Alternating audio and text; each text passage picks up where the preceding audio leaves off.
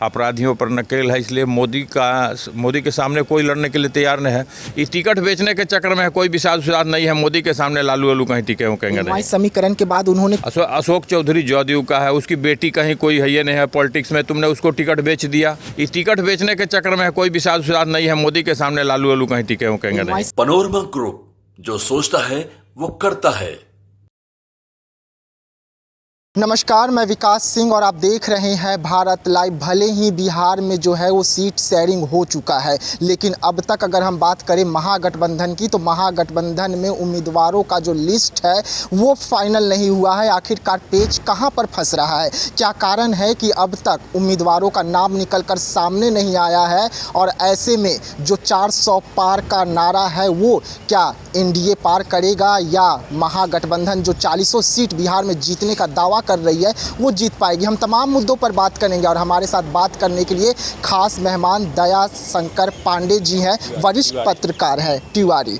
तो हम इन्हीं से सीधा पूछते हैं, सर, जो इस वक्त बिहार की माहौल है वो क्या कुछ बयां कर रही है? माहौल है, देखिए यहाँ तो महागठबंधन में परिवारवाद ज़्यादा है। लालू जी अपने परिवार को सीट देने के चक्कर में है, दूसरी बात की टिकट बेचने के चक्कर में है, और मोदी के सामने कोई यहाँ लड़ने के लिए तैयार नहीं है। ठीक है, मोदी की हवा जो है, जो स्वच्छ काम है, विकास है, अपराधियों पर नकेल है, इसलिए मोदी के सामने कोई लड़ने के लिए तैयार नहीं है। मोदी को लोग देख रहा है, बगल में यूपी को लोग देख रहा है। ठीक है, इसलिए यहाँ पर लड़ने के लिए तैयार नहीं है। और विशेष है महागठबंधन में अपने परिवारवाद का और टिकट बेचने के लिए। टिकट जो पैसा देगा उसको टिकट मिलेगा, वो जीतने लायक नहीं भी है लेकिन पैसा दे देगा तो उसको टिकट मिल जाएगा। यही बात है मेन, यहाँ कहीं कोई ऐसा बात नहीं है। पैसा और परिवारवाद हावी है महागठबंधन पर। आप भी बोल रहे हैं कि टिकट बेचने का काम करता है राजद। आपने कुछ दिन पहले सम्राट चौधरी का बयान सुना होगा जिसमें उन्होंने कहा था कि बेटी को जो टिकट दिए वो किडनी के बदले दिए हैं, और आप फिर एक बड़ा आरोप लगा रहे हैं कि टिकट बेचा जा रहा है महागठबंधन में। महागठबंधन में नहीं, लोजपा में भी है। लोजपा में भी जो है वो चिराग पासवान कोई दूध का धुला हुआ नहीं है। जितना भी टिकट ये सब बेचा है, अशोक चौधरी जदयू का है, उसकी बेटी कहीं कोई है ये नहीं है पॉलिटिक्स में, तुमने उसको टिकट बेच दिया है।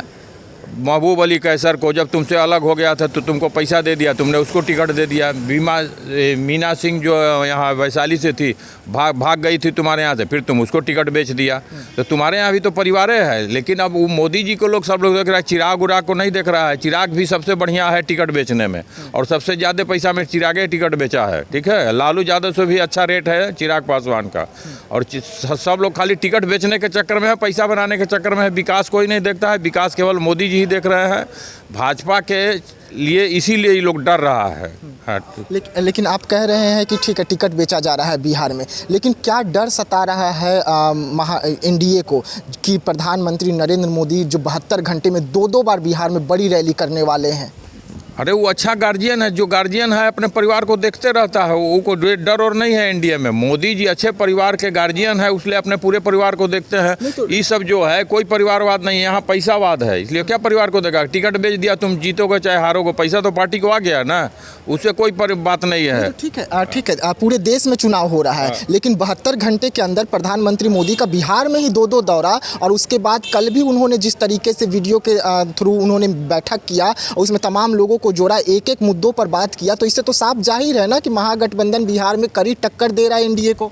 महागठबंधन टक्कर नहीं दे रहा है। मोदी जी देख रहे हैं कि 5 लड़के हैं, 5 लड़के में छोटा लड़का जो है थोड़ा सा कमज़ोर है, उसको विशेष ध्यान देना है, उसको आगे बढ़ा देना है।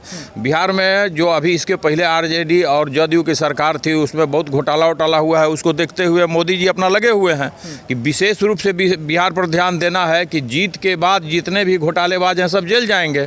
इसीलिए मोदी जी यहाँ विशेष रूप से ध्यान दे रहे हैं बिहार पर विशेष रूप से इसके लिए ध्यान दे रहे हैं। लेकिन जिस तरीके से अगर हम बात करें लालू प्रसाद यादव की, तो जिस तरीके से लालू प्रसाद यादव इस वक्त बिहार में अपनी सरगर्मी तेज कर रहे हैं, चाल जो बिसात बिछा रहे हैं, उसमें तो कहीं ना कहीं एनडीए फंस रहा है। लालू जी बिसात नहीं बिछा रहे हैं, लालू जी टिकट बेच रहे हैं, अपने परिवार को टिकट बेच रहे हैं। ये ऊपर से लोग देखने वाला समझ रहे हैं कि लालू जी बिसात बिछा रहे हैं। इस टिकट बेचने के चक्कर में कोई विश्वास नहीं है। मोदी के सामने लालू वालू कहीं टिके हो कहेंगे नहीं। समीकरण के बाद उन्होंने कुशवाहा को साधने की कोशिश तो कर रहे हैं ना, बड़ी संख्या में कुशवाहा दिख रहे हैं कि महागठबंधन में जा रहे हैं। वो जाने वाने से कुछ नहीं होगा। मोदी के सामने कहीं कुछ नहीं है। झूठो ही टिकट बेचता रहे, लोजपा बेचता रहे, आरजेडी बेचता रहे, टिकट बेचने से कहीं कुछ नहीं है। मोदी के सामने कुछ नहीं है। एनडीए बहुत बढ़िया से आएगी। एनडीए बहुत बढ़िया से आएगी, लेकिन एक तरफ 400 पार का नारा एनडीए लगा रही है, कितना जाएगा? 400 से पार ही रहेगा। मोदी जी जो कहते हैं उस सोच समझ के कहते हैं 400 के पार ही सीट रहेगा। 402 रहे, 405 रहे, 420 रहे, लेकिन 400 के पार ही सीट रहेगा।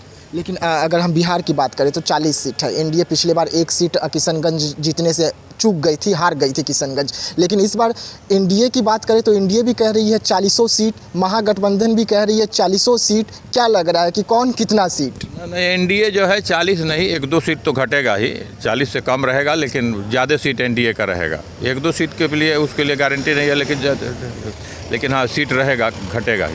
वरिष्ठ पत्रकार हैं आप, आपको ज़्यादा अच्छे से आकलन करने आता होगा, तो कितना लग रहा है, क्या आंकड़ा क्या रहेगा इस बार के एनडीए का? एनडीए का 35 से ऊपर रहेगा। 5 सीट का इधर से उधर है, 35 के ऊपर ही रहेगा एनडीए। 35 ले जाएगा एनडीए? हाँ, वो निश्चित है। लेकिन 40 नहीं हो पाएगा ना, 40 नहीं, 1-2 सीट तो जाना ही है ना कुछ तो कम होगा ही।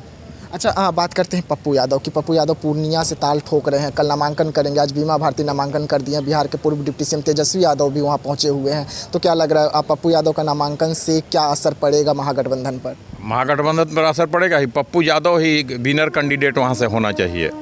बीमा भारती अगर कुछ नहीं, जज उसे भाग करके आरजेडी में गई, पैसा के बल पर टिकट ले ली। पप्पू यादव शुरू से कार्य करता है।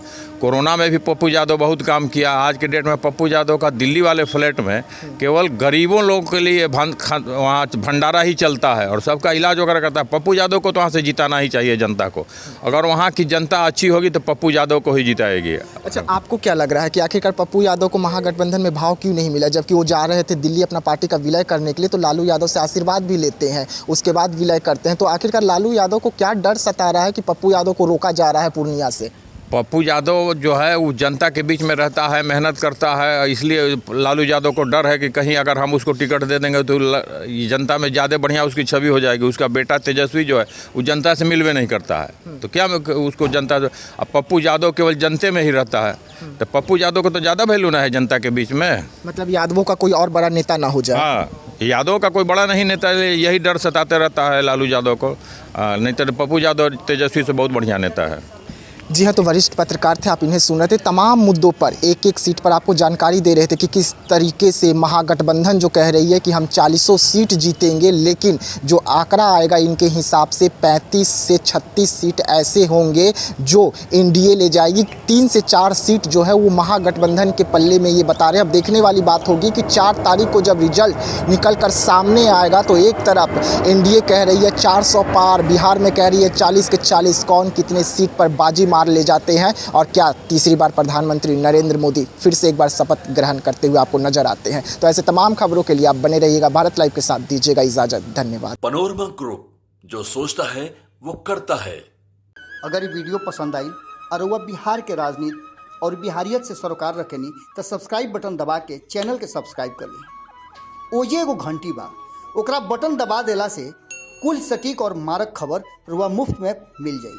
अगर रुआ पत्रकारिता के हमनी के नया प्रयोग में सहयोग कर चाहतानी तो ज्वाइन बटन दबा दी। पेटीएम नंबर नोट कर ली 9386816700। धन्यवाद।